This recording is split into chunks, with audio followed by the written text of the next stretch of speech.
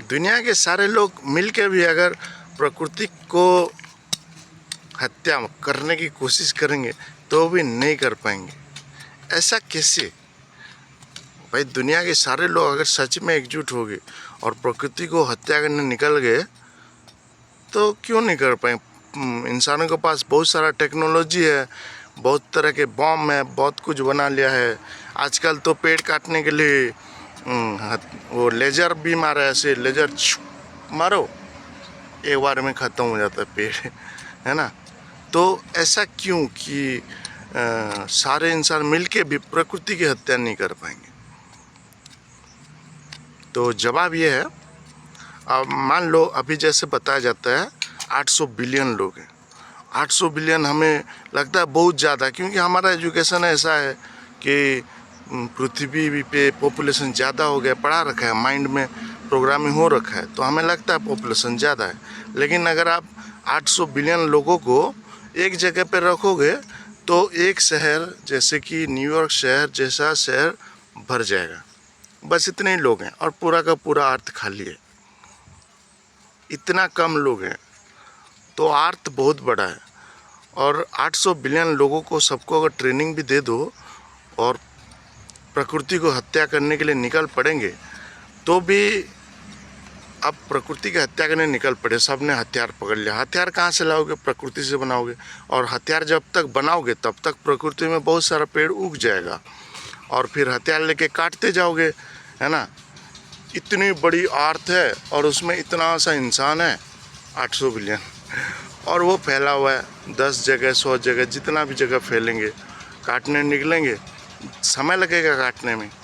और हथियार को इस्तेमाल, लेज़र बीम भी बनाओगे, लेज़र बीम यूज करोगे तो उसमें जो एनर्जी लग रहा है वो एनर्जी कहाँ से आएगा?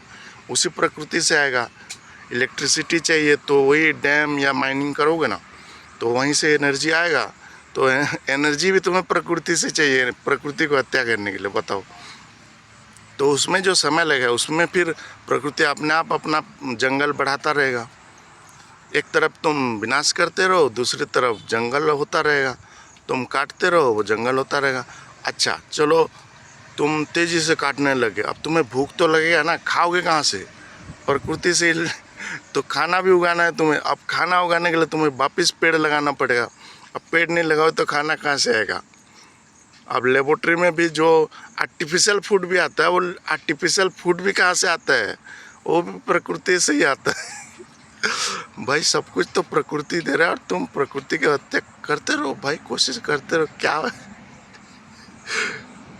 जब तक समझ में नहीं आता करते रहो हत्या, कभी ना कभी समझ में आ ही जाएगा कि जितना मर्जी कोशिश कर लो, आखिर जो हमारा अपना जो हर एक इंसान का प्रकृति है वो भी तो प्रकृति से मिला है।